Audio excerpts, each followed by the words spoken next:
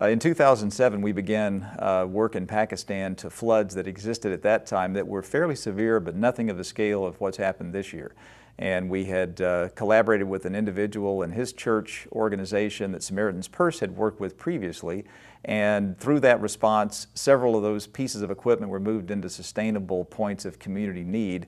But he was wise enough to have a couple of systems that he maintained trailerized and mobile. So as floods happened year on year, he could actually move those systems in and deploy. So we had a huge advantage of having a known and trusted individual with training and experience with the equipment, but we still had a need to get things mobilized in the beginning.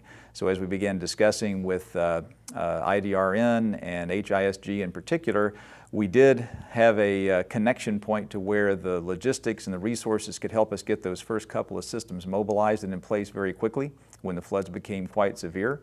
And in discussions with David Bopp, who was being sent in to be doing some assessment work on a number of fronts, part of that including water, that we were able to get in his hands some mobile water testing equipment to be able to look at particular points of need, what's the water quality scenario, and what might be some appropriate equipment to be able to put into those areas.